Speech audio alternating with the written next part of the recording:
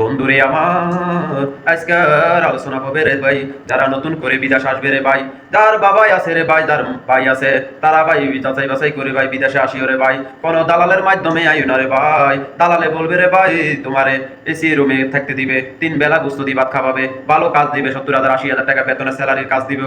ও বন্ধু, দালালে যা বলবে সবে সঠিক রে ভাই। আবেগে ঠেলা চলে আসবে রে ভাই বিদেশ। বিদেশ আসার পরে রে ভাই দেখবা দালাল কই গেছে, 3 বেলা গোস্তখানা কই গেছে।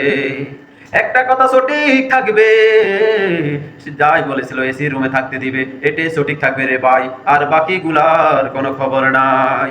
বন্ধুরে আমার 4-5 লাখ টাকা কিস্তির থেকে টাকা লইয়া রে বন্ধু বিদেশ আসবা রে বন্ধু। বিদেশ আসার পরে তোমার কোনো কাজকর্ম থাকবে না রে বন্ধু।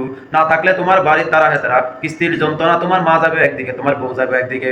ও বন্ধু, তোমার সন্তানের কোনো খবর থাকবে না রে বন্ধু। দালালের চক্রান্ত কইরা রে বন্ধু বিদেশ আইসো না রে বন্ধু। বিদেশ আসার পরে দালাল থাকবে একদিকে, তুমি থাকবে আরেকদিকে। দালালের কাজে হলো টাকা খাওয়া, টাকা খাওয়ার পরে দালালের কোনো নামগন্ধ থাকবে না। দালালে বলবে আয় আয়, কোনো সমস্যা হবে না, সমস্যা হলে আমি আছি, তোর এত টেনশন কি এর। এটাও ঠিক আছে, কিন্তু আসার পরে টাকা নেওয়ার পরে দালালের কে আর খুঁজে পাবা না। দালাল বলবে তোরে বিদেশ আনার দায়িত্ব ছিল আমার, আর কোনো দায়িত্ব নাই, দায়িত্ব শেষ হয়ে গেছে, আকামার কোনো খবর নাই, বেতনের কোনো খবরে নাই, খবরে নাই কাজে।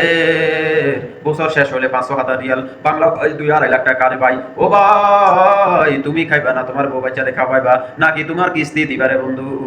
কোন দালালের মাধ্যমে তুমি বিদেশ আইসো না রে ভাই। বিদেশ আইলে জীবনে হয়ে যাবো তেজপাতা রে ভাই।